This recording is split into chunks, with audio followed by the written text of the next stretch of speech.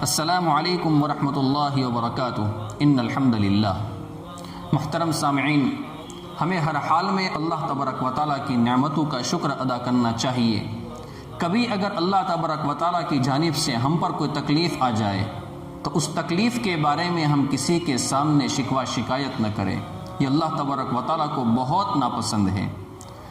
ایک بزرگ فرماتے ہیں، عطا ابن ابی رباح رحمۃ اللہ علیہ، یہ بہت بڑے اللہ والے گزرے ہیں، وہ فرماتے ہیں کہ ایک مرتبہ اللہ تبارک و تعالیٰ نے میرے دل میں ایک بات ڈالی، اور وہ بات کیا تھی؟ اللہ تبارک و تعالیٰ نے میرے دل میں یہ بات ڈالی کہ اے عطا، میرے بندوں سے کہہ دو کہ اگر ان کو رزق کی تھوڑی سی تنگی پہنچ جاتی ہے تو یہ فوراً محفل میں بیٹھ کر میرے شکوے کرنا شروع کر دیتے ہیں، جبکہ ان کے نامہ اعمال گناہوں سے بھرے ہوئے میرے پاس آتے ہیں، مگر میں تو کبھی فرشتوں کی محفل میں ان کی شکایت بیان نہیں کرتا۔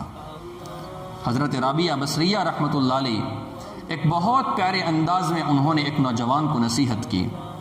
وہ ایک مرتبہ کھڑی تھی، ان کے قریب ایک نوجوان گزرا، اس نے اپنے سر پر پٹی باندھی ہوئی تھی۔ انہوں نے پوچھا کہ بیٹا کیا ہوا ہے؟ اس نے کہا، اماں جان، میرے سر میں درد ہے جس کی وجہ سے میں نے پٹی باندھی ہے، آج سے پہلے مجھے کبھی درد نہیں ہوا تھا۔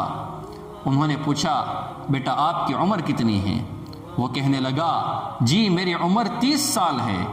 یہ سن کر وہ فرمانے لگی، بیٹا تیرے سر میں 30 سال تک کبھی درد نہیں ہوا، تو نے شکر کی پٹی تو کبھی نہیں باندھی، تجھے پہلی مرتبہ درد ہو گیا تو نے شکوہ شکایت کی پٹی فوراً باندھ لی۔